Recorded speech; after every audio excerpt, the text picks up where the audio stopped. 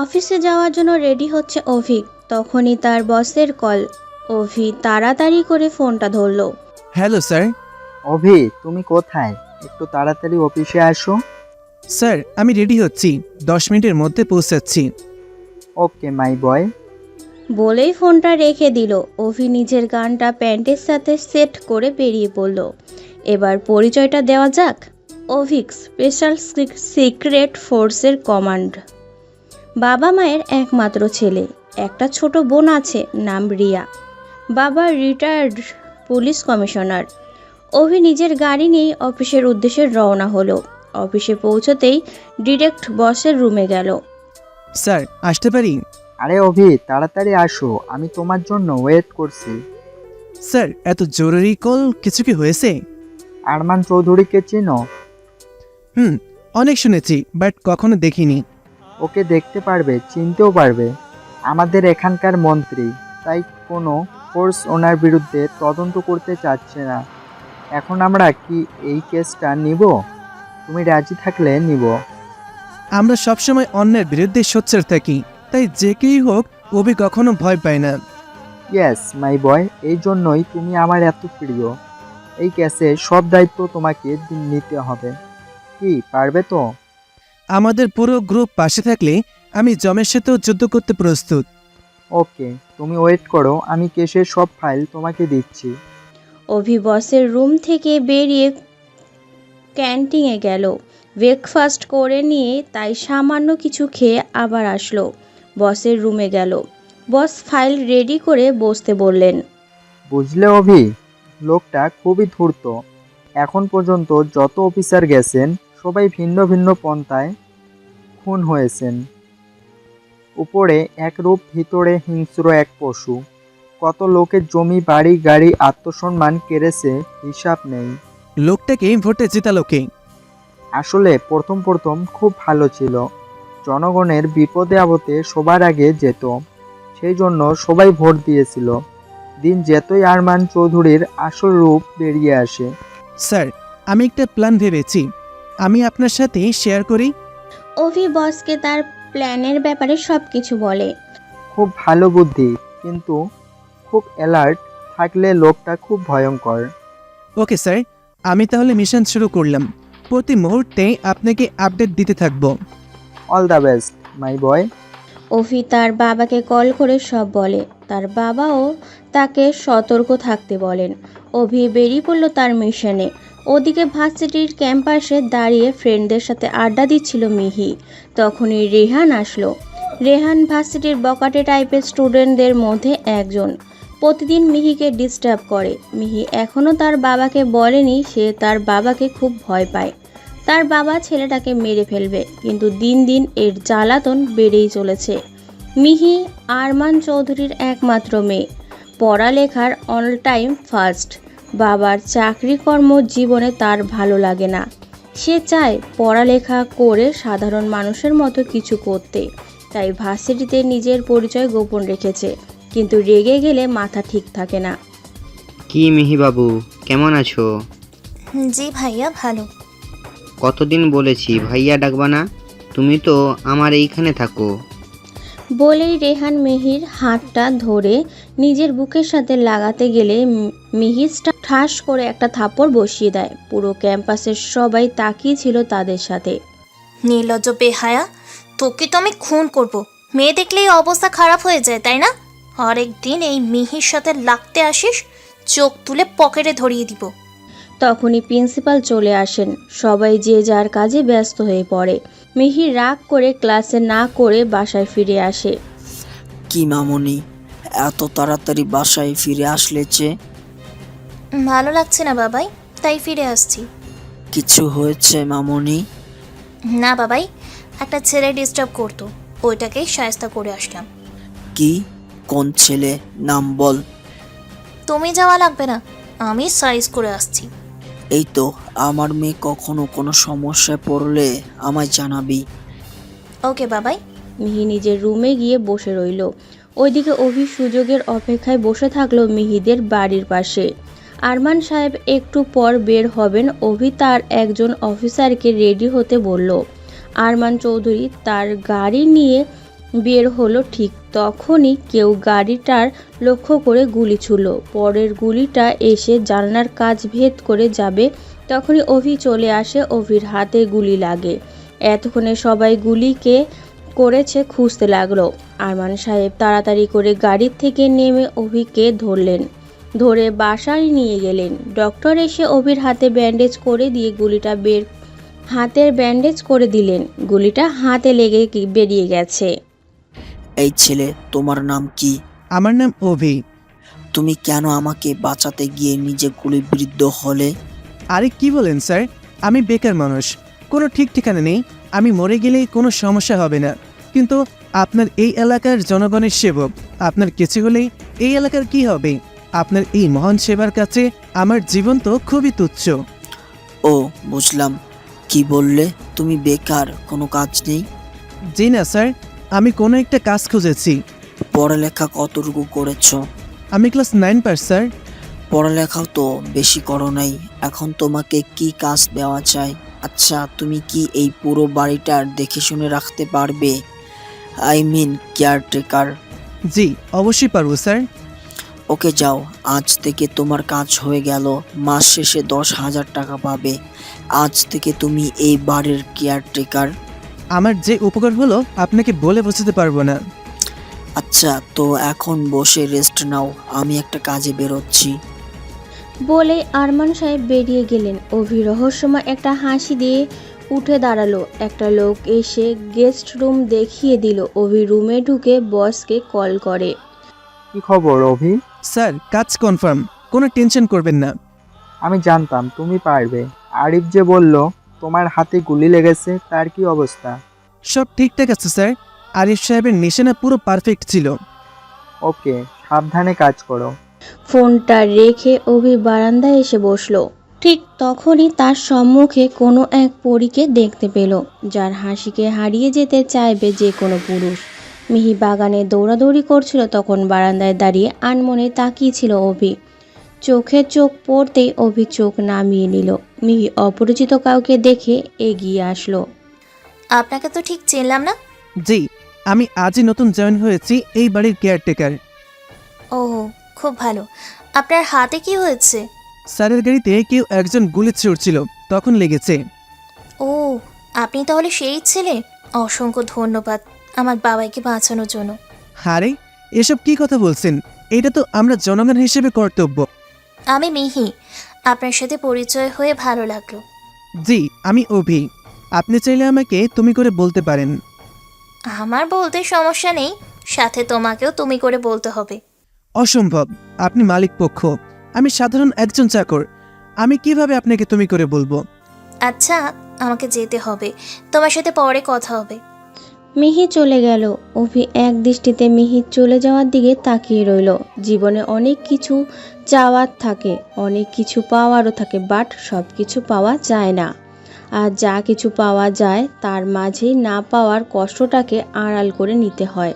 এই বাস্তবতাটা কে মেনে নিয়েছে? আজও বেঁচে আছে হাজারো কষ্টের ভিড়ে, তাও ইচ্ছে করে একটা সুন্দর সংসার নিয়ে বাঁচতে, কারো ভালোবাসার স্নিগ্ধতা হতে, কিন্তু তা সম্ভব নয়।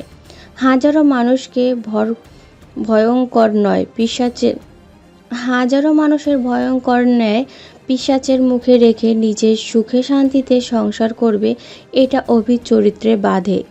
সে চায় না কাউকে বিয়ে করে তার জীবনটা নষ্ট করতে, কারণ প্রতিটা মুহূর্তে মৃত্যু তাকে তাড়া করে বেড়ায়।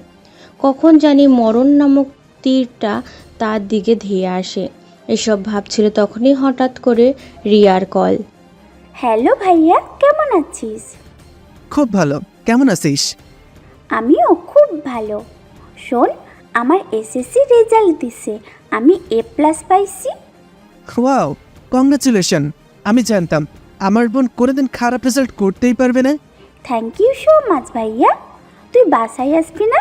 প্লিজ ভাইয়া আয় না, আমরা তো ওয়েট করছি। একটা কাজে আছি, কয়েকদিন পর আসছি। এই কয়েকদিন কি শেষ হবে না? হুম। আচ্ছা রিয়া, ভাই কাজে আছি, রাতে কল দিব। বলেই ফোনটা রেখে দিল। প্রায় 3 মাস হলো বাড়িতে যায় নাই। এই নিয়ে মা রাগ করে কথা বলে না, কিন্তু বাবা অল টাইম তাকে সাপোর্ট করে। চোখে কিছুটা অবাধ্য অশ্রু এসে ভিড় জমিয়েছে। অভি তাড়াতাড়ি করে মুছে রুমে চলে গেল। বিকেলের দিকে অভি নিচে আসলো আরমান সাহেবের কাছে থেকে সব কিছু বুঝে নিল। তেমন কোনো কাজ নেই, বাড়ির চারদিকটা পর্যবেক্ষণ করা আর মিহিকে ভার্সিটি নিয়ে যাওয়া, আবার ভার্সিটি শেষ হলে নিয়ে আসা। পরের দিন সকাল হতেই বাড়ির সামনে কিছু লোককে দেখলো অভির কাছে গেল। আঙ্কেল, আপনারা কি জন্য এসেছেন? আসলে বাবা, আমরা মন্ত্রী সাহেবের সাথে দেখা করতে আসছি হাসপাতালের পেছনে যে বড় মাঠটা আছে। ওখানে আমরা প্রায় 20-30 জন লোক চাষাবাদ করি, যা হয় তাই দিয়ে স্ত্রী বাচ্চা নিয়ে বেঁচে আছি। এখনই ওই জায়গায় নাকি একটা মিল হবে, তাই নিয়ে স্যারের সাথে কথা বলবো। ওই জমিগুলো চলে গেলে আমরা না খেয়ে মরবো। জমির মালিক কি, আপনারা নাকি অন্য কেউ শুনি? জমির মালিক আমরা, তবে স্যার বলেছেন তার জন্য কিছু টাকা দেওয়া হবে। যে টাকা নিতে অস্বীকার করবে তাকে শাস্তি দেওয়া হবে। কিন্তু আমরা চাই না জায়গাটা বিক্রি করতে, এখানে আমরা চাষাবাদ করতে চাই। বুঝলাম। আচ্ছা আঙ্কেল, আপনার নামটা কি? আমার নাম শফিক।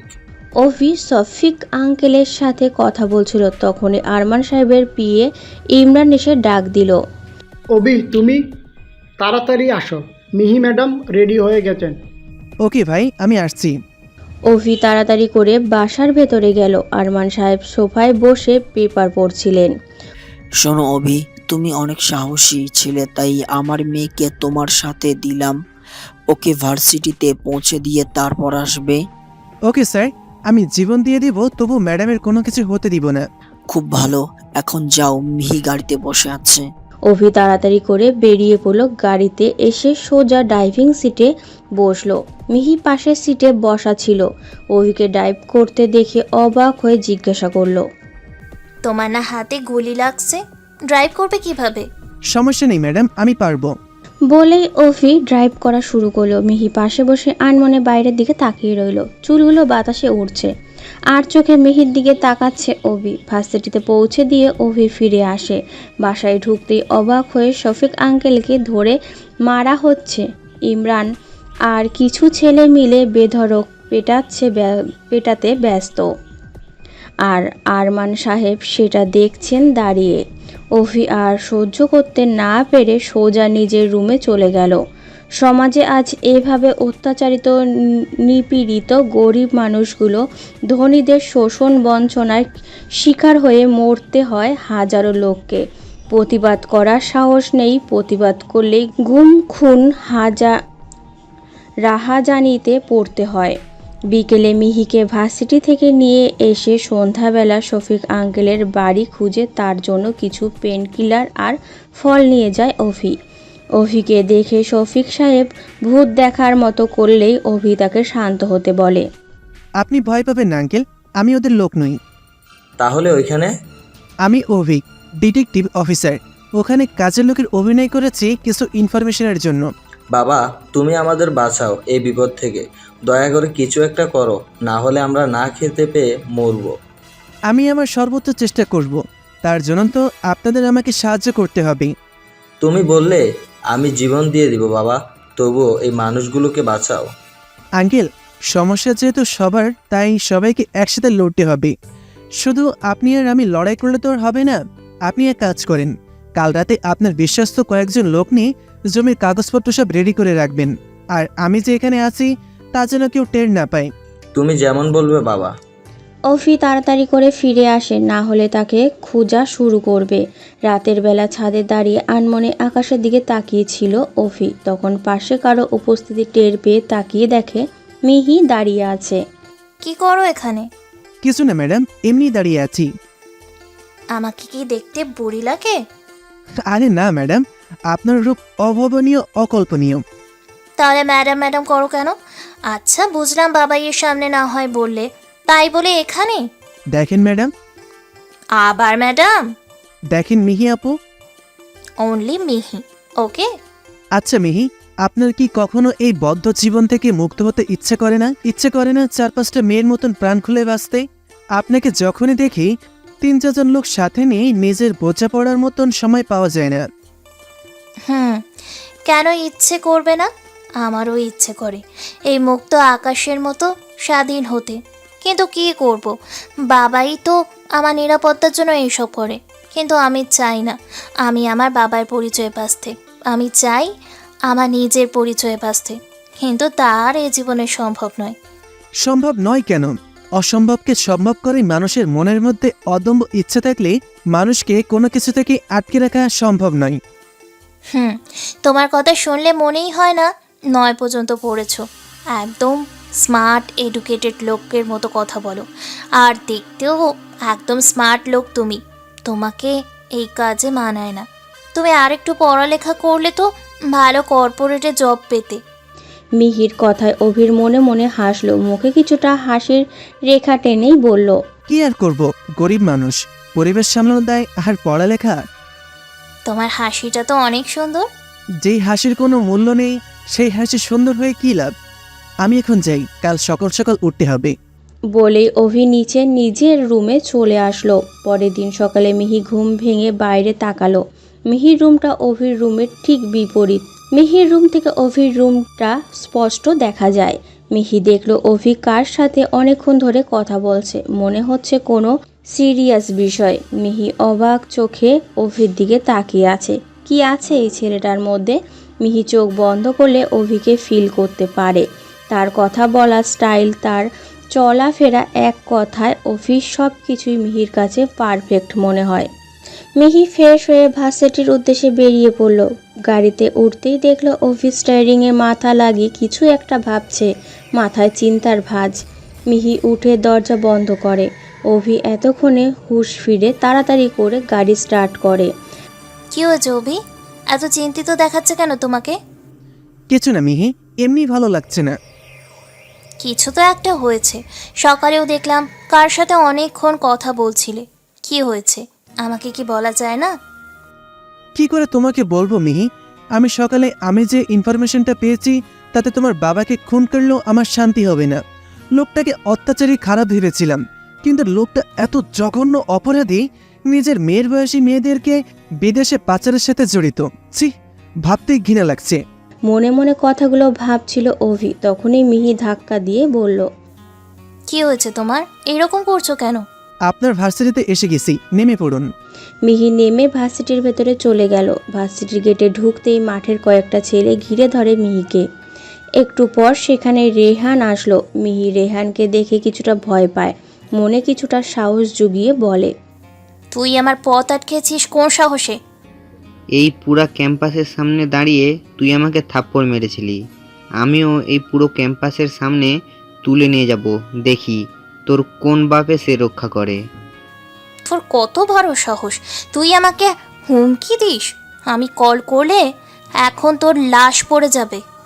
বলেই মিহি ফোন হাতে নিতে যাবে। রেহান হাত চাপ দিয়ে ধরে। মিহি চিৎকার করতে যাবে, তখনই তার মুখ আর একটা ছেলে চেপে ধরে।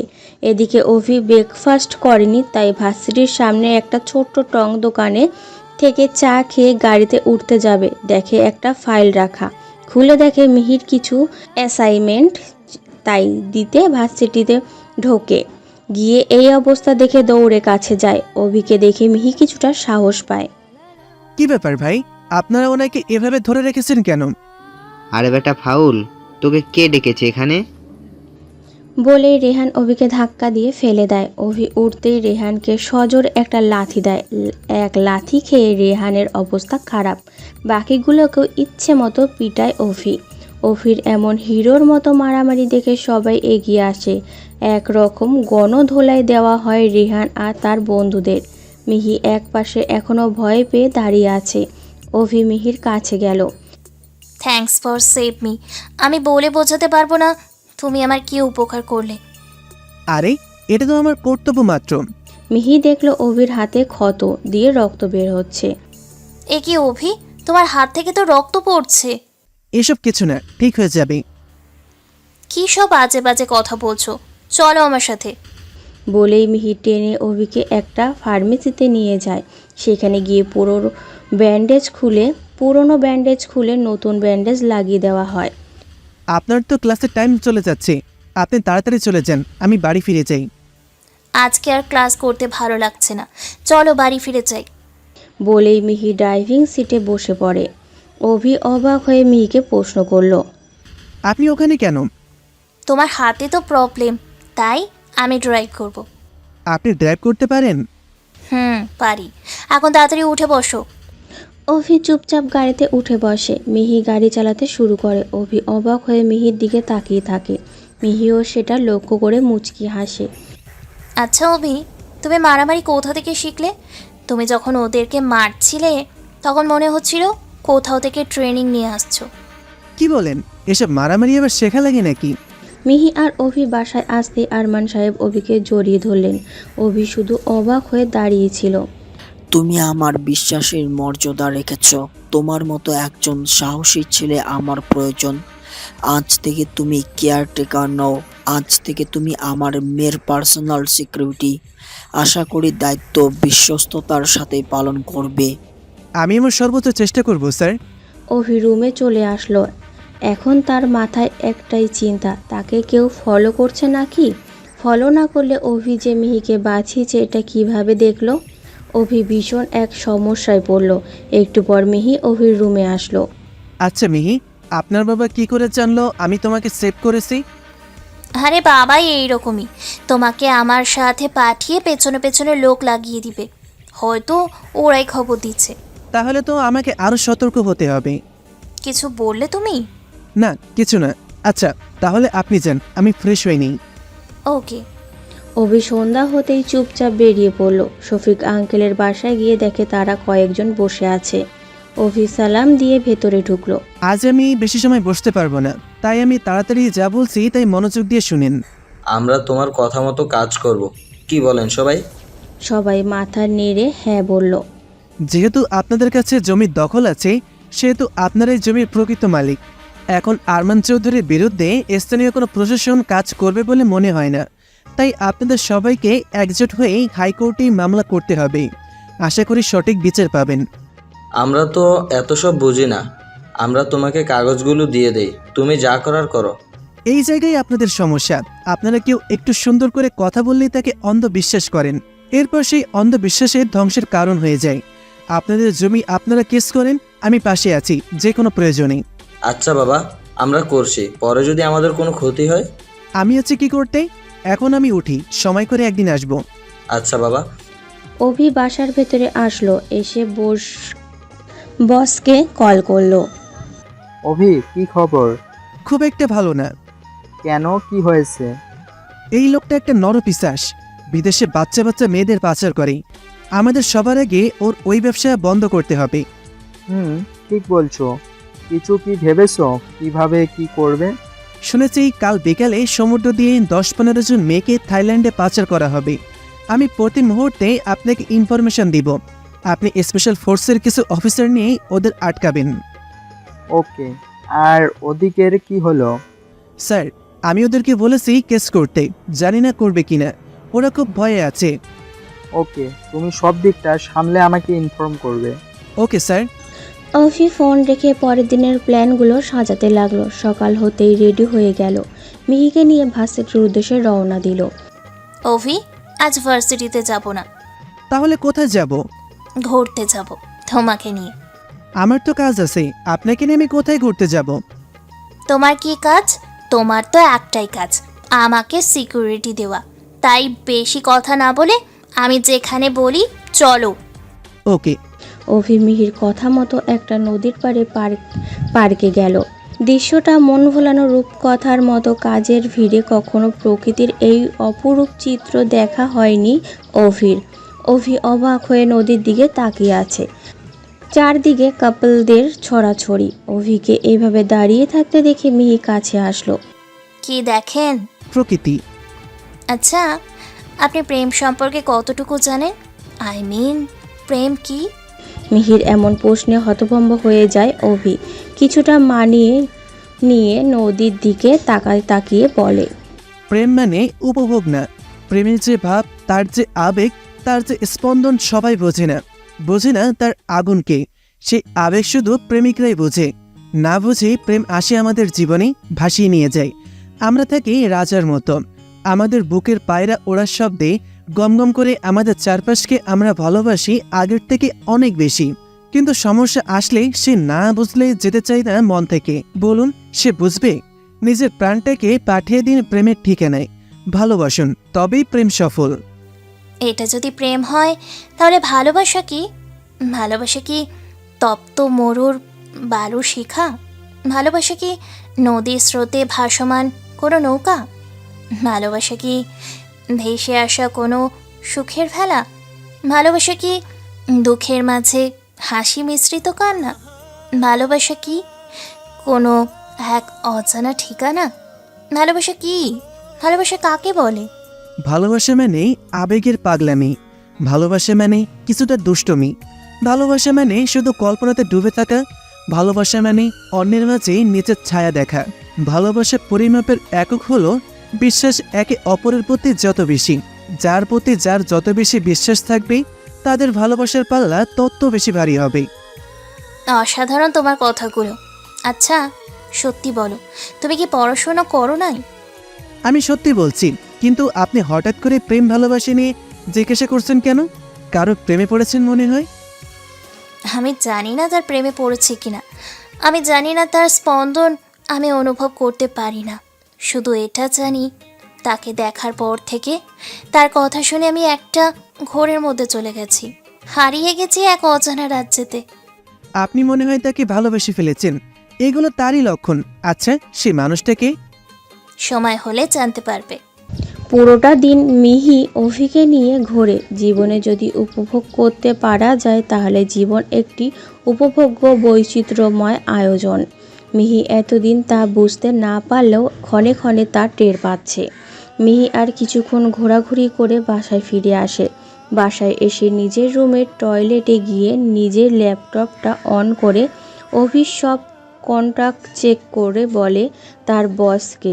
বস সব রেডি বললে পুরো বাড়ির একটা ম্যাপ তারা মেক করে আরমান সাহেবের একটা স্টাডি রুম আছে, সেখানে সব কাগজপত্র, সব অর্থনৈতিক কাজের প্রমাণ সেখানেই, কিন্তু পুরো রুম মডার্ন সেফটি সিকিউরিটি দিয়ে লক। এরপর চারদিকে ক্যামেরা লাগানো, যদি ধরা পড়ে যায় তাহলে তার সাথে হয়ে অনেক মানুষের জীবন যাবে। অভি সুযোগের অপেক্ষায় থাকে। এমন সময় বাইরে তাকিয়ে দেখে দুজন লোক আরমান সাহেবের সাথে দেখা করতে এসেছেন। অভি খুব মনোযোগ দিয়ে লক্ষ্য করলো একটা লোক আমাদের বাংলাদেশি কিন্তু অন্যজন বিদেশি এসে আরমান সাহেবের স্টাডি রুমের দিকে গেল।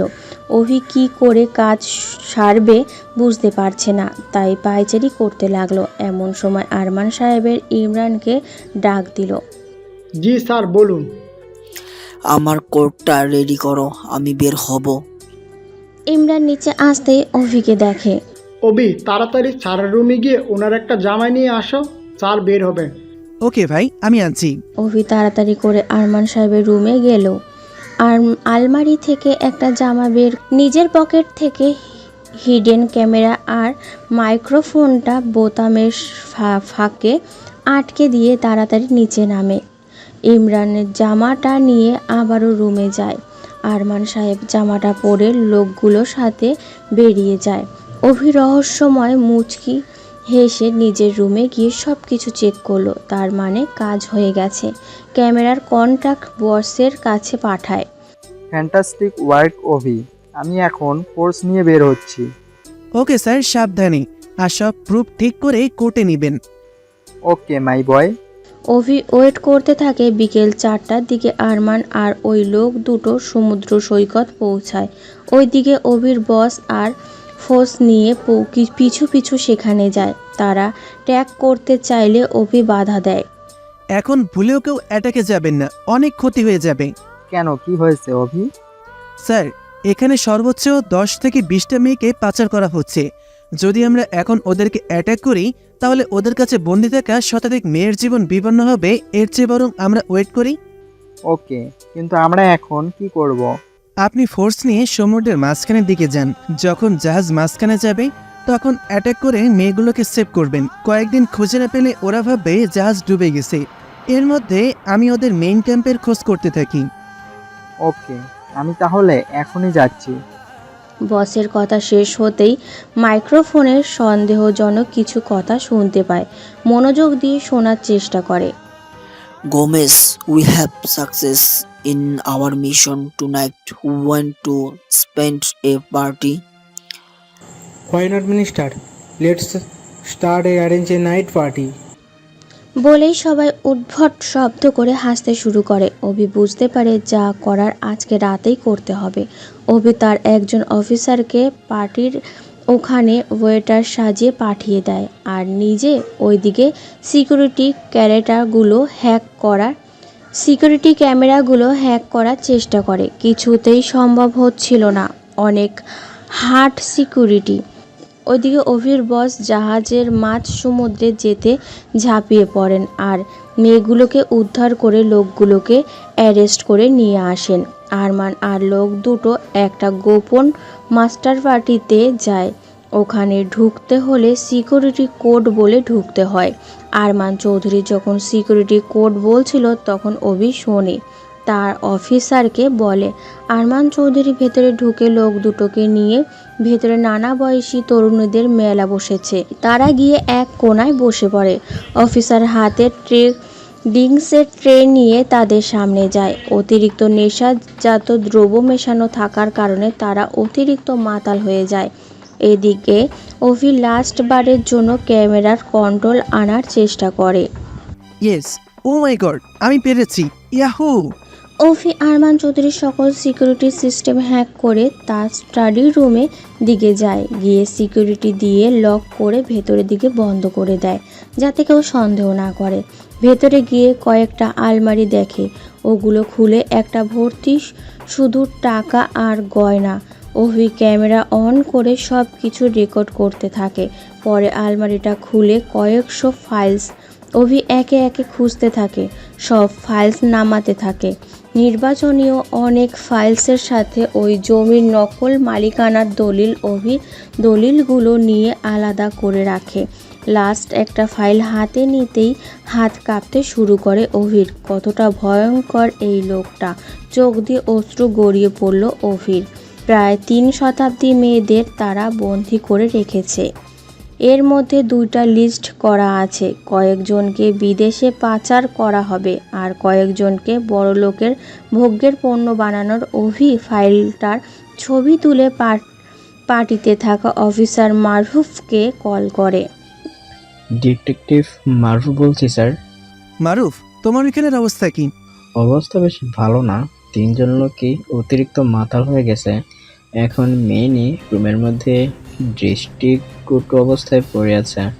এই সুযোগ, তুমি ওদের সবার পিক নাও। আমার এই দিকের কাজটা মোটামুটি শেষ। তুমি পিক নিয়ে বসের সাথে দেখা করো। Okay sir. অভি ফোনটা রেখে ফাইলগুলো গুছিয়ে রাখে। ইচ্ছে ছিল আজই লোকটার সব কুকীর্তি ফাঁস করে দিবে, কিন্তু ওই নিষ্পাপ মেয়েগুলোকে বাঁচাতে হবে। তাই অভি শুধু জমির ফাইলটা নিয়ে বেরিয়ে সব সিকিউরিটি সিস্টেম আবার চালু করে দেয় যাতে কেউ কিছু বুঝতে না পারে। রুমে এসে সব কিছু গুছিয়ে বসকে কল করে। অভিক, আমাদের এদিকের কাজ শেষ। তোমার কাজ কত দূর? আমার কাছে শেষ। অনেক ভয়ঙ্কর কিছু তথ্য পেয়েছি, আমি আপনাকে পাঠাচ্ছি, দেখেন। ওকে, তুমি যত তাড়াতাড়ি সম্ভব কাজটা শেষ করে চলে আসো। তুমি এখানে সেফ না, আমরা সবাই তোমাকে নিয়ে টেনশনে আছি। Okay sir. রাত প্রায় 11টার দিকে অভি ছাদে যায়। গিয়ে দেখে মিহি চোখ বন্ধ করে দোলনায় বসে আছে। নভেম্বরের শেষ সপ্তাহ, অল্প অল্প বাতাস বইছে। সেই বাতাসে তার স্নিগ্ধতা ছড়াচ্ছে। অভি চুপচাপ দাঁড়িয়ে তাকিয়েছিল। মিহি চোখ খুলতেই অভিকে দাঁড়িয়ে থাকতে দেখে মুচকি হাসে। কি ব্যাপার, চুপচাপ দাঁড়িয়ে আছেন যে? কিছু না, এমনি দেখছিলাম। কি দেখছিলে? বলেই মিহি অভির দিকে এগোতে থাকে। মিহির এমন অদ্ভুত কাণ্ডে অভি অবাক হচ্ছে। মিহি, আপনি এভাবে এগোচ্ছেন কেন? তুমি জানতে চেয়েছিলে না কে সেই পুরুষ যাকে দেখার পর থেকে আমি প্রতিটি মুহূর্ত তাকে ফিল করি। মাঝে মাঝে এক অদ্ভুত ভালো লাগার ছোঁয়া যায়। জানি না এটা ভালোবাসা নাকি অন্য কিছু, কাউকে কাছে পাওয়ার সুপ্ত বাসনা নাকি অন্য কিছু। তুমি কি একবারও বুঝবে না আমার না বলা কথাগুলো? তুমি কি আমার চোখে দেখতে পাও না তোমার জন্য সাজানো স্বপ্ন? তোমার কি ইচ্ছে হয় না নীল দিগন্তে হারিয়ে যেতে? তোমার কি ইচ্ছে হয় না শুনতে ভালোবাসি তোমায়? কি বলছেন এসব? পাগল হয়ে গেলেন নাকি? পাগল তো হয়েছি অনেক আগেই তোমার সেই পার্সোনালিটির প্রতি। তুমি আমাকে জীবনের মানে শিখিয়েছো স্বপ্ন দেখতে, স্বাধীনভাবে বাঁচতে। I love you so much Abhi. বলেই অভিকে জড়িয়ে ধরল মিহি।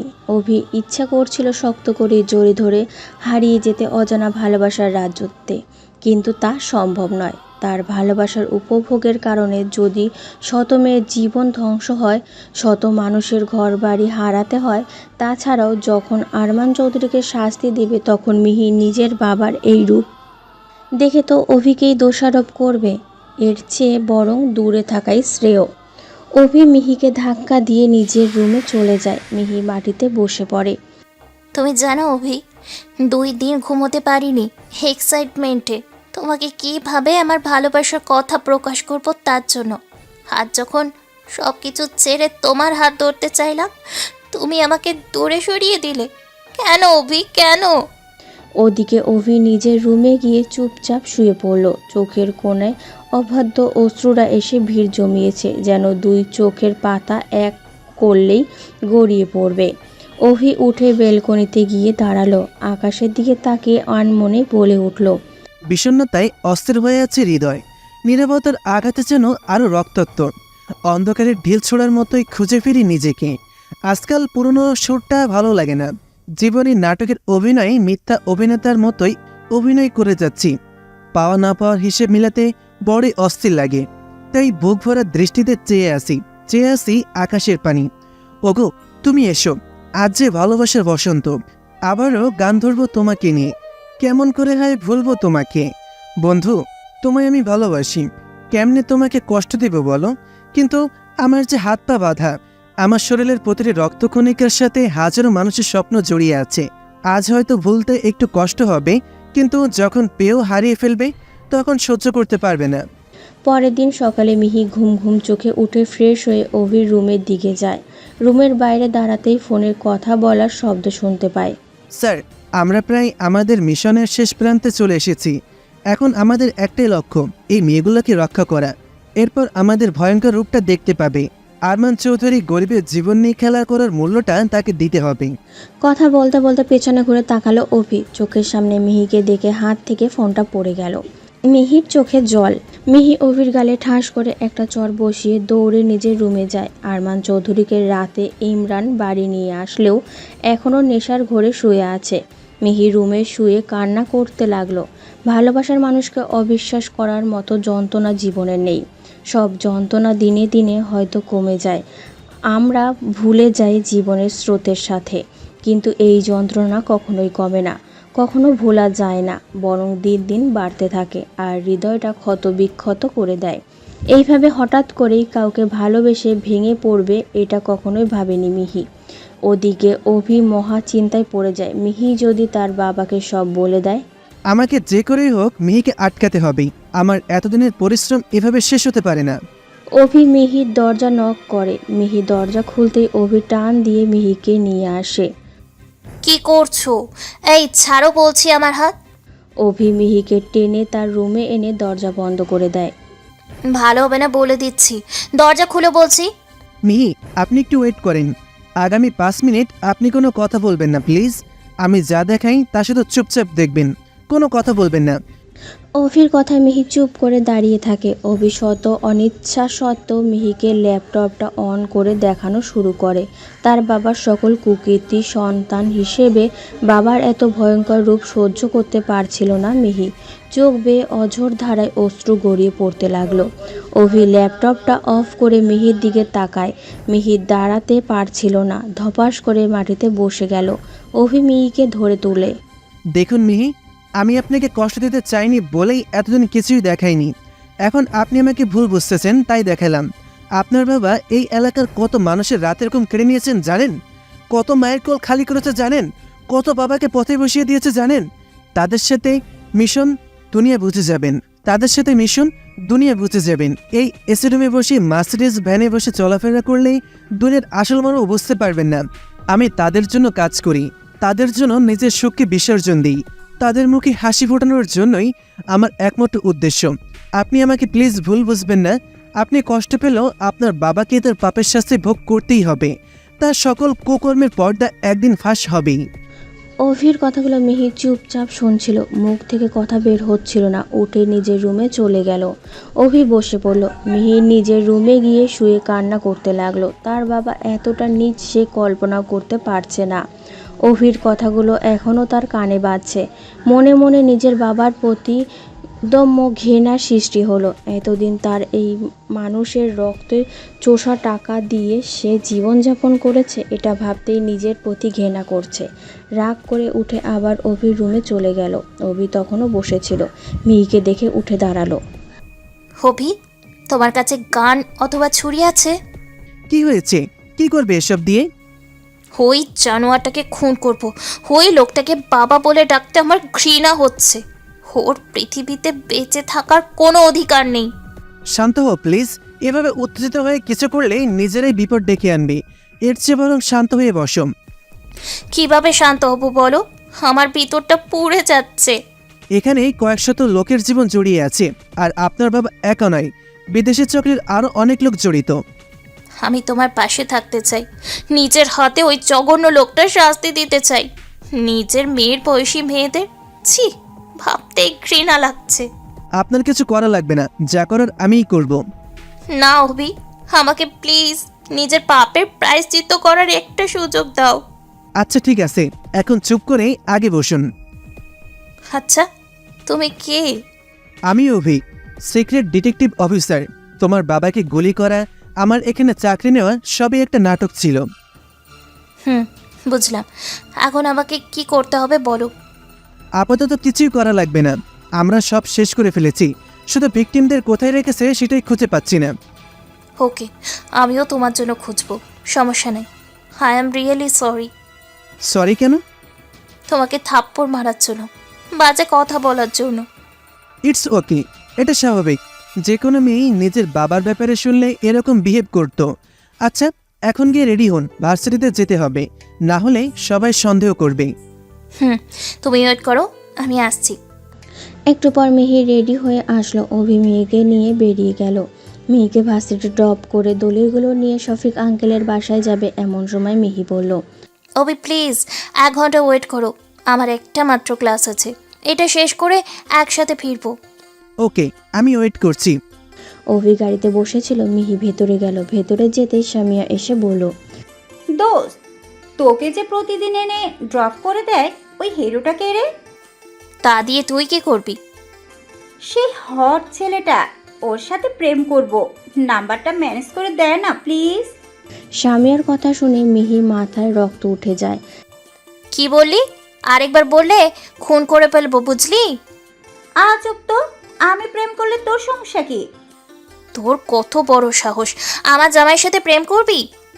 জামাই মানে? তুই কোন দিন বিয়ে করলি? বিয়ে করি নাই, করব। এখন ক্লাসে চল, না হলে এখানেই রেখে যাব। ক্লাস শেষ করে মিহি আর সামিয়া একসাথে বের হলো। গেটের সামনে আসতেই অভিকে দেখলো গাড়িতে হেলান দিয়ে ফোন টিপছে। সেই পোস মাম্মা। কি বললি? সরি। দুজন অভির সামনে গেল। অভি তাদের দেখে ফোনটা পকেটে রেখে দিল। কেমন আছেন দুলা ভাই? আমি আপনার বউয়ের বান্ধবী। সামিয়ার কথায় অভি অদ্ভুত চাহনি নিয়ে মিহির দিকে তাকালো। মিহি শয়তানি হাসি নিয়ে দাঁড়িয়ে আছে। সামিয়ার হাত বাড়িয়ে হ্যান্ডশেক করতে যাবে। মিহি অভির হাত এক টানে ধরল। অভিও মুচকি হেসে হাত ছাড়িয়ে হাত মেলালো। এটা দেখে মিহি রেগে গাড়িতে উঠে বসলো। অভিও সামিয়াকে বিদায় জানিয়ে গাড়িতে উঠল। মিহি বাইরের দিকে তাকিয়েছিল। কি হলো, কথা বলছেন না যে? না, এমনি। কোথায় যাচ্ছি আমরা? চলেন, দেখতে পাবেন। অভি মিহিকে নিয়ে শফিক আঙ্কেলের বাসায় গেল। ফাইলগুলো নিয়ে গাড়ি থেকে নামতে যাবে তখনই মিহি জিজ্ঞাসা করলো, এগুলো তোমার হাতে কি? এই দলিলগুলোতেই নকল সই দিয়ে লেখা ছিল যে সকল কৃষক তাদের জমি আরমান চৌধুরীর কাছে বিক্রি করে দিয়েছে। কথাটা শুনে মিহি কিছুটা চুপসে যায়। কথাটা শুনেই অভি শান্ত হয়ে বলে, সবাইকে ডেকে দলিলগুলো যার যার হাতে দিয়ে দিল। দলিল হাতে পেয়ে সবাই অভিকে জড়িয়ে ধরে কান্নায় ভেঙে পড়ল। এই কান্নার কোনো কষ্টের কান্না নয়, এই কান্না নিজের শেষ সম্বল ফিরে পাওয়ার আনন্দে কান্না। মিহির এসব দেখে মনের মধ্যে অজানা এক অনুভূতি হলো। নিজের কষ্টগুলোকে হালকা মনে হলো। হাজারো বাবা মায়ের আত্মচিৎকারের কবল থেকে মুক্তি দেবে অজানা আনন্দ হলো। সব কিছু গুছিয়ে তারা বাড়ি ফিরে আসতে যাবে, তখনই মিহির আবদার করলো সে আজ ঘুরতে যাবে। অভি না করতে পারল না। অভি মিহিকে নিয়ে একটা ফুল বাগানে যায়, চারদিকে শত শত ফুল, সেগুলো থেকে ধেয়ে আসা মিষ্টি সুবাস মনকে বিমোহিত করে, মনের গভীরে আলোড়ন তোলে। তুমি কি আসবে পথ ভোলা নদীর দেশে? ঢেউয়ে ঢেউয়ে ভাসব হৃদয়ে, হব দুজন সাথী। তুমি কি নীল মেঘে ঢাকা আকাশে ঝড় তোলা ভরে, আমারই মন ভাঙা ঘরে রোদেলা দিনে ফাগুন হবে? তুমি কি দেবে বাবুই পাখির ঠোঁটে বোনা সুখের বসতি হবে? অভি, আমি পারছি না সহ্য করতে এসব। দেখুন মিহি, একে তো এই ঝামেলা, এর সাথে আমার জীবনে গেলে 1 মিনিটের জন্য সুখ পাবেন না। আমার এই দেহ জীবন আর মৃত্যুর মাঝখানে সবসময় বিরাজ করে। আমি আমার পরিবারকে দেখিনি প্রায় 4 মাস হতে চলল। বছরের পর বছর বাড়ির বাইরে থাকতে হয়। আপনি আমার জীবনে গেলে সুখী হতে পারবেন না। প্লিজ এসব বলে নিজেও কষ্ট পেও না, আমাকে কষ্ট দিও না। আমি সুখ চাই না, শান্তি চাই। তোমার বুকে মাথা রেখে বাঁচতে চাই। জীবনের কোনো এক প্রান্তে যদি কখনো হোঁচট খাও, আমি তোমার হাত ধরে রাখবো। ভয় পেও না, কোনো সম্পর্কের ধাপি নিয়ে তোমার সামনে দাঁড়াবো না। শুধু একজন খারাপ মানুষ হিসেবে সারা জীবন তোমার চলার পথের ছায়া হয়ে থাকবো। আসলে এত বেশি ভালোবেসে ফেলেছি তোমায়, যার জন্য সব সময় তোমার পাশে ছায়ার মতো থাকতে চাই।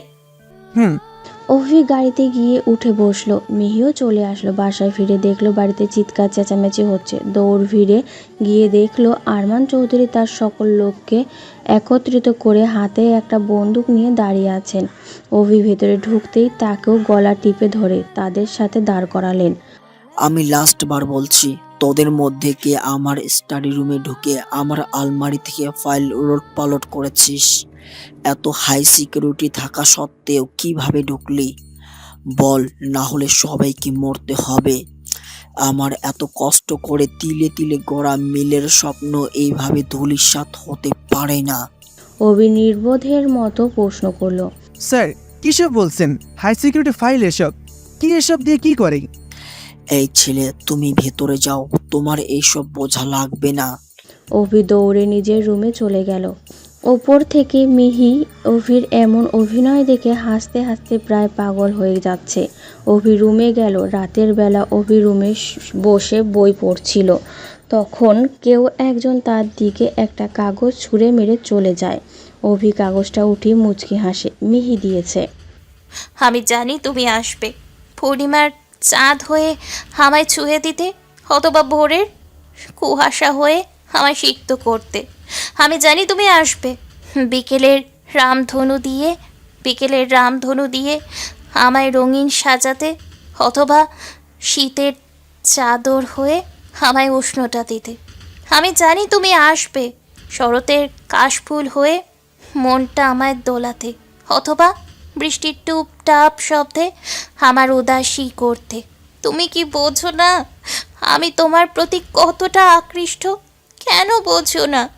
হয়তো বুঝবে সেদিন আমি আর থাকবো না এই পৃথিবীতে। অভি চুপচাপ বসে পড়ল। সে কি ভুল করেছে? মিহিকে ফিরিয়ে দিয়ে কি করবে সে? বিশাল এক দুটানার মধ্যে পড়ে যায়। মন বলে তাকে আঁকড়ে ধরতে, তো বাস্তবতা বলে দূরে ঠেলে দিতে। বাস্তবতার ভিড়ে নিজেকে হারিয়ে খুঁজছে সে। পরের দিন সকালে অভি ব্রেকফাস্ট করে বের হয় উঠোনে। সকল কৃষকদের দেখে সামনে বসা আরমান চৌধুরী আর ওই বিদেশি লোকটা, সবার চোখে মুখে আতঙ্কের ছাপ স্পষ্ট দেখা যাচ্ছে। আরমান চৌধুরী চিৎকার করে বলা শুরু করলো, তোদের কত বড় সাহস! তোরা আমার বিরুদ্ধে কেস করতে চাস? আজ এখান থেকে একটাও জীবিত ফিরতে পারবি না। তোদের ভালো কথায় কাজ হয় না, ছোট লোক কথাকার। দেখুন সাহেব, আমরা গরিব মানুষ, খেটে খাই। এই জমি আমরা বিক্রি করব না। আর এই জমির কাগজ সব আমাদের কাছে আছে, আপনার কাছে থাকলে দেখান। ছোট লোকের বাচ্চাদের মুখে দেখি কথা ফুটেছে। সেদিন এত মার খেয়েও তোর শিক্ষা হয়নি। এই ইমরান, যা আমার বন্দুকটা নিয়ে আয়। আজ এখানে লাশ পড়বে সবার। ইমরান ঘরের ভেতরে গেল। অভি দৌড়ে কাছে আসে। স্যার, আমি একটা কথা বলতে পারি প্লিজ? তুমি আবার কি বলবে?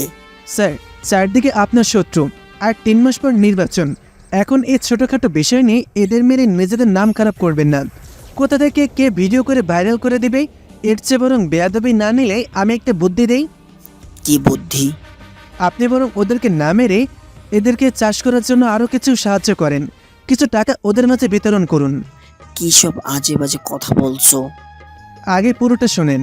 টাকা পাওয়ার পর তারা সবাই চাষাবাদ করবে, আপনি ওদের খোঁজ খবর রাখবেন। এতে করে তারা নিঃসংকোচে আপনাদের ভোট দিবে। এরপর আপনি কৌশলে, বাকিটা তো আপনি জ্ঞানী মানুষ, বুঝতেই পারছেন।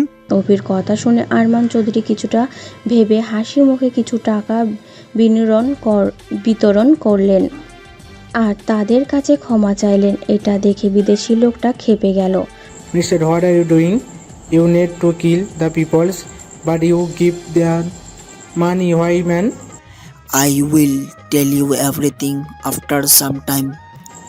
Okay, but any cost, I need the land for meal. সবাই চলে গেলে আরমান অভিকে ডেকে পাঠালেন। অভি কাছে গেল। তোমার মাথায় তো ভালো বুদ্ধি আছে, কি যে বলেন স্যার? কিন্তু এই বুদ্ধি শুধুমাত্র আমার জন্য ব্যবহার করবে। বেঈমানি করলে সোজা মৃত্যু। আরে, আমাকে কি ওই রকম পেয়েছেন? আপনার নুন যখন খেয়েছি তখন আপনারই গুণ গাইব।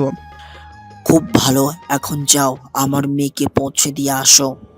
অভি মেয়েকে নিয়ে ভার্সিটি দিতে যায়। ফিরে আসার সময় হঠাৎই কয়েকটা ছেলে এসে তাকে মারার জন্য গাড়ির সামনে আসে।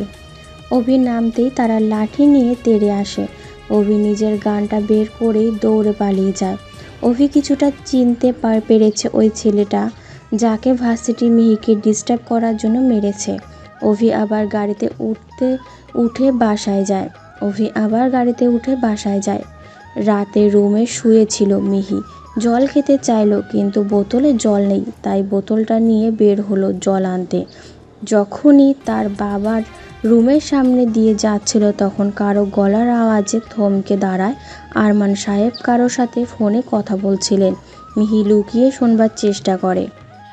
শোনো শিকদার, আমার এখন নির্বাচনের সময়, তাই এই সব থেকে একটু দূরে যেতে হবে। কিন্তু গোমেজ কিছুতেই মানতে রাজি নয়। তুমি এক কাজ করো, আগামীকাল রাত 8টার দিকে লাল কেল্লার পেছনের আমাদের আন্ডারগ্রাউন্ডে যে ক্যাম্প আছে সেখানকার সব মেয়েকে পাঠিয়ে দিতে হবে। তুমি সব ব্যবস্থা করো। আরমান চৌধুরীর কথা শুনে মিহি তাড়াতাড়ি অভির রুমের সামনে যায়। অভি এখনও ল্যাপটপে কিছু গুরুত্বপূর্ণ কাজ করছিল। দরজা নক করায় দৌড়ে গিয়ে ল্যাপটপটা লুকিয়ে দরজা খুলে মিহিকে দেখে অবাক হয়। মিহি, আপনি এত রাতে এখানে কি করেন? খুব গুরুত্বপূর্ণ বিষয়, তাড়াতাড়ি দরজাটা অফ করো। বলেই মিহির অভির রুমে ঢোকে। এক্সাইটমেন্ট দেখে অভিও কিছুটা আগ্রহ হয় জানবার জন্য। কি হয়েছে মিহি, আপনি এরকম করে বলছেন কেন? অভি, আমি এইমাত্র শুনলাম বাবাই কালকে সব মেয়েদের একসাথে পাচার করে দিবে। কি বলছেন আপনি? আর আমি ওদের ক্যাম্পাসের ঠিকানাও জেনে এসেছি। কোথায়? আমি এত কষ্ট করে জেনে আসলাম, তার জন্য কিছু দিবে না? তুমি যা চাইবে তাই পাবে, আগে বলো প্লিজ। ওদের ক্যাম্পাস সমুদ্রের তীরে যে লাল কেল্লা আছে ওইটার পিছনে কোনো এক আন্ডারগ্রাউন্ডে। ও মাই গড, সময় একেবারে নেই। বলেই অভি তাড়াতাড়ি করে নিজের ল্যাপটপটা অন করে তার বসের সাথে কন্ট্যাক্ট করে। হ্যালো স্যার, শুনতে পাচ্ছেন? অভি, এত রাতে কোনো জরুরি বিষয়? জি স্যার, আমরা জেনে গেছি আরমান চৌধুরী আর ওই বিদেশি চক্র আসছে না কোথায়। ওয়াও, গ্রেট জব মাই বয়। কোথায়? স্যার, সমুদ্রের তীরে যে লাল কেল্লা আছে ওইটার পেছনে কোনো আন্ডারগ্রাউন্ডে ওদের আস্তানায় কাল রাত 8টার দিকে সব মেয়েদেরকে তারা বিদেশে পাঠিয়ে দিবে। কি বলছো কি তুমি? স্যার, আমাদের যত জায়গায় যত ফোর্স আছে সবাইকে খবর দিন। আমি সকালে আসছি। ওকে, আমি সব রেডি করছি। ওকে স্যার, আমি আপডেট দিতে থাকবো। বলেই অভির লাইনটা কাটলো। পেছন ঘুরে তাকাতেই ঢুক গিলল। মিহি রাগী চোখে কোমরে হাত দিয়ে দাঁড়িয়ে আছে। অসম্ভব সেই লাগছে। গাল দুটো লাল হয়ে গেছে। অভির ইচ্ছে করছিল গাল দুটো ধরে একটা কিস করতে, কিন্তু কি করার। আমি এত কষ্ট করলাম আর উনি সব ক্রেডিট নিয়ে নিলেন। তো আমি কি করলে এখন খুশি হবেন? আমাকে জড়িয়ে ধরে 5 মিনিট কিস করতে হবে। কি পাগল হয়ে গিয়েছো? দেখো, তুমি কিন্তু বলেছো আমি যা বলবো তাই করবে, এখন না করছো কেন? আমি কি জানতাম তুমি এমন উদ্ভট জিনিস চাইবে? সেটা আগে ভাবতে পারলে না?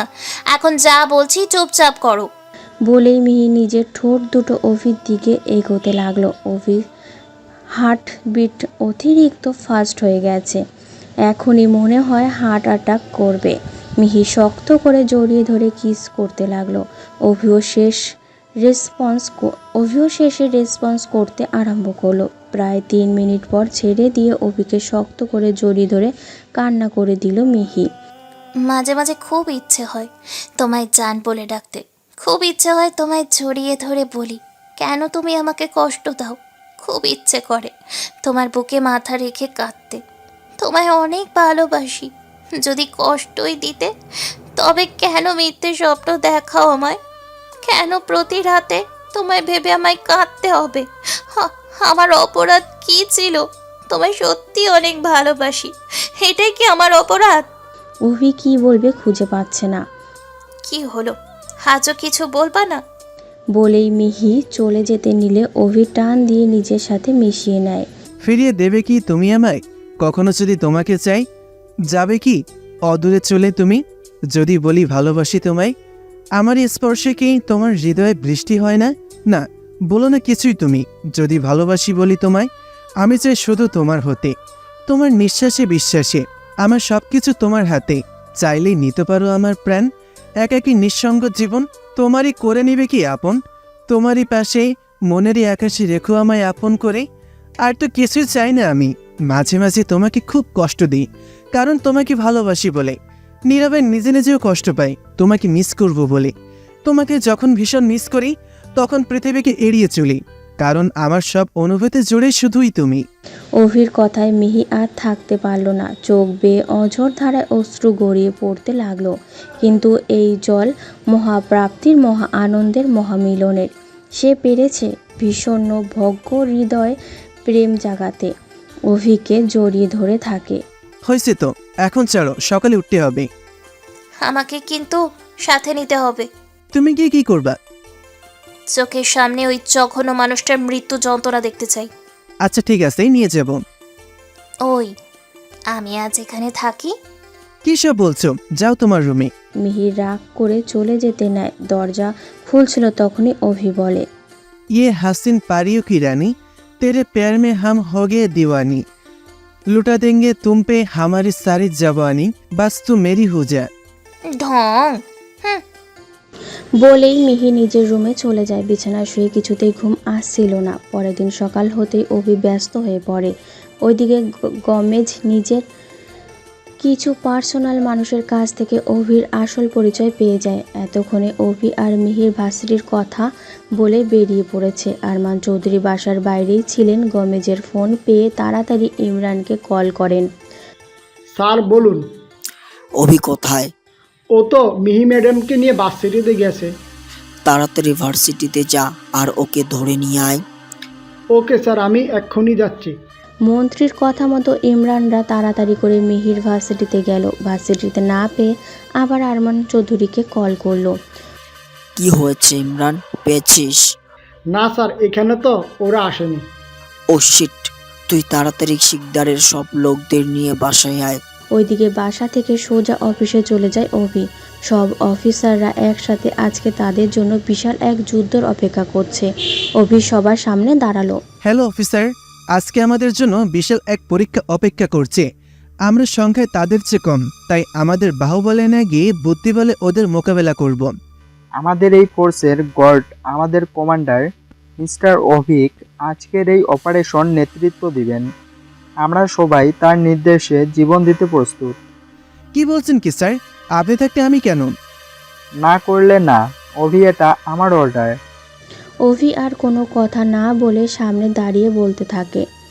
অফিসার্স, আমরা যদি আমাদের বেসিক নলেজ থেকে চিন্তা করি তাহলে ওরা সবাই এখন সেফটির জন্য তাদের আস্তানা পাহারা দিবে, নয়তো কোনো ফাঁদ পাতবে। কিন্তু আমরা ওখানে যাব না। ভুল হলে ক্ষমা করবেন স্যার। আমরা যদি ওদের এখানে আটকে না রাখি তাহলে ওদের ধরবো কি করে? আমরা ওদের ওখানে যাব না ঠিকই, আমরা এতদিনের ইনভেস্টিগেশনে যতদূর জানতে পেরেছি ওরা সব পাচার থাইল্যান্ডে করে এবং ওইখানের একটা লোক গোমেজ নামের এইসব কন্ট্রোল করে। এখন আমাদেরকে যেটা করতে হবে, আস্তানায় অ্যাটাক না করে সোজা সীমান্তের ওইখানেই মাঝ সমুদ্রে মাছ ধরার জাহাজ নিয়ে বসে থাকতে হবে।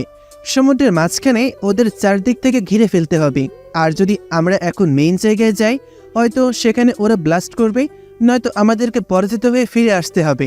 তাই বুদ্ধি প্রয়োগ করে কাজ করতে হবে। তাহলে আমরা এখন বের হব স্যার। এখন লেট করলে চলবে না। আমি ভাগ করে দিচ্ছি, প্রথম গ্রুপ উত্তর দক্ষিণ দিকে যাবে আর বস আর আমার সাথে সবাই। ওকে স্যার, আমরা এখনই বেরিয়ে পড়ছি।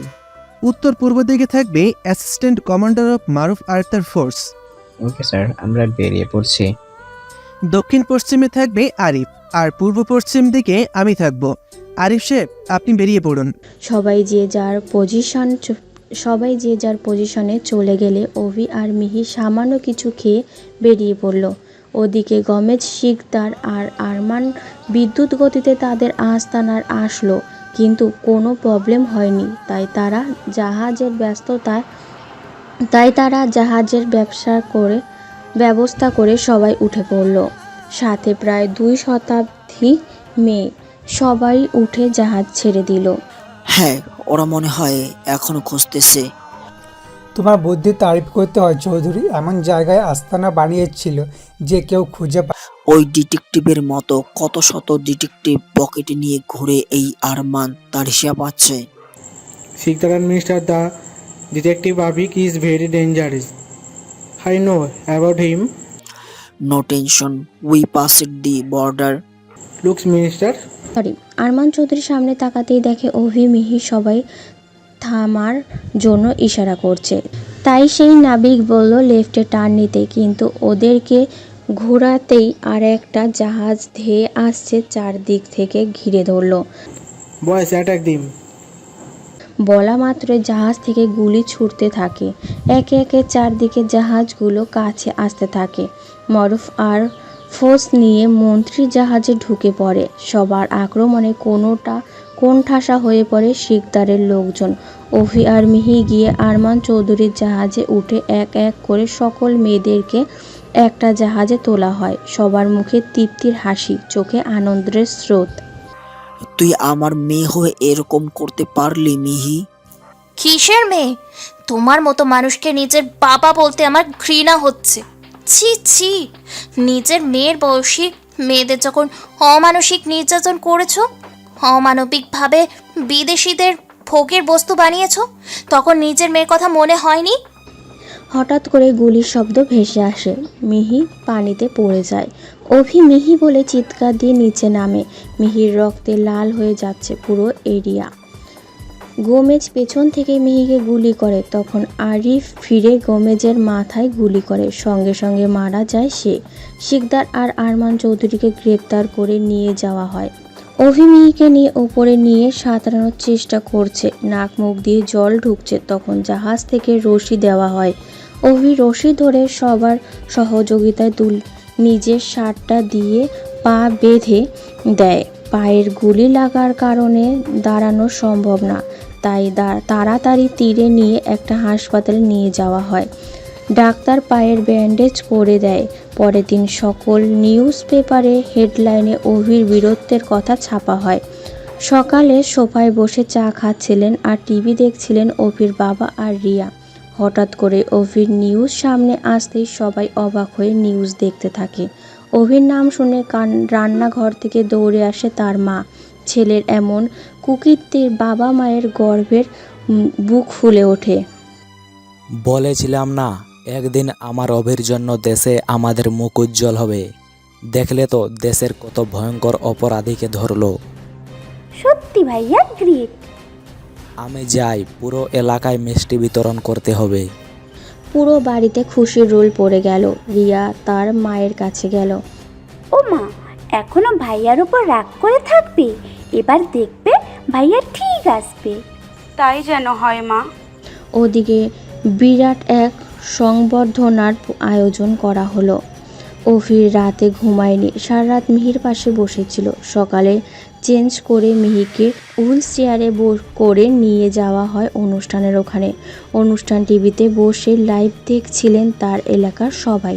পরিচালক মাইকে ঘোষণা করলেন, অনুষ্ঠানের এক পর্যায়ে সমালোচনা গ্রহণ করবেন তাদের কাঙ্ক্ষিত মানুষের সাহসী বীর, আমাদের অনুপ্রেরণার ইন্টেলিজেন্ট অফিসার মিস্টার অভিক। আমরা তাকে তার অকুরুত ভয়ঙ্কর সংগ্রামের কিছু গল্প আমাদের শোনানোর জন্য অনুরোধ করব। অভি সম্মান না গ্রহণ করে মাইক হাতে নেয়। এক পাশে এক দৃষ্টিতে তাকিয়ে ছিল মিহি। অভি বলতে শুরু করলো, প্রথমেই আমার পক্ষ থেকে গ্রহণ করুন প্রাণঢালা অভিনন্দন। আসলে অর্জন আমার একার নয়, এই অর্জনের পেছনে হাত কয়েক লক্ষ মানুষ। তাদের অনুপ্রেরণা আর আত্মচিৎকার না দেখলেই আমি অভি কখনোই সাহস করে যুদ্ধে যেতাম না, নিজের কাছের লোককে দুঃখ দিতাম না। আমি অভি হয়ে ওঠার পেছনেই সবচেয়ে বেশি অবদান আমার মায়ের। তবে সত্যি বলতে আমার মাকে কোনোদিন আমার সাপোর্ট করেননি, সবসময় এসব থেকে দূরে থাকতে বলতেন। মায়ের এই আমাকে নিয়ে ভয় আমাকে আরও আগ্রহী করে তুলল, কারণ আমার মায়ের মতন কত মা তাদের সন্তান নিয়ে ভয়ে থাকেন। আমার মা আমি বাসায় যাই না বলে কথা বলা বন্ধ করে দিয়েছেন। এটা যে কত কষ্টের তা একমাত্র আমি ফিল করতে পারি। আমার বাবা ছোট থেকে আমি ভালো খারাপ যা করি তাতে সাপোর্ট দিতেন। Salute my dear father. আরও কিছু নিঃস্বার্থ মানুষ আমার জীবনে এসেছে যাদের অবদান ভুলবার নয়। আমাকে নিঃসন্তানের মতন আগলে রেখেছেন আমার বস। নিজের ভাইয়ের মতন পাশে পেয়েছি প্রত্যেক অফিসারকে। একজন ওই কোণে আমার জন্য পায়ে গুলি নিয়ে বসে আছেন। পরিশেষে একটা কথাই বলি, অন্যায় যে করে আর অন্যায় যে সয়, দুজন সমান অপরাধী। অন্যায়কে প্রশ্রয় দিবেন না, জীবনে সফল হবেন। ভালো থাকবেন, সুস্থ থাকবেন। অভি অফিস থেকে ছুটি নিয়ে মিহিকে নিয়ে বাসায় যায়। রাত 9টার দিকে পৌঁছায়। দরজা খুলতে তার মা বুকে জড়িয়ে কান্নায় ভেঙে পড়েন। মিহি করুণ চাহনি নিয়ে তাকিয়েছিল। রিয়া এসে মিহিকে নিয়ে ভেতরে যায়। অভি ভেতরে যেতেই তার বাবা সামনে আসেন। স্যালুট মাই ডিয়ার সন বলেই জড়িয়ে ধরলেন। অভি আগে কল করে মিহির কথা বলে। সবাই খুব খুশি হয়। রাতেই কাজী রেখে তাদের বিয়ে সেরে নেওয়া হয়। বাসর ঘরে বউকে কোলে করে নিয়ে ঢোকে অভি। মিহি অভির গলা জড়িয়ে চুপচাপ ছিল। রুমে ঢুকে দরজা বন্ধ করে কাছে যেতে লাগলো অভি। এই আমার পা। তাতে কি হয়েছে? পা দিয়ে কি বাসর করব? যা, কি বলো? লজ্জা পেলে আমাদের কমান্ডো কোথা থেকে আসবে? তাহলে তো নেমে পড়তে হবে কমান্ডার হানার যুদ্ধে। এরপর দুজন হারিয়ে যায় ভালোবাসার এক অজানা রাজত্বে।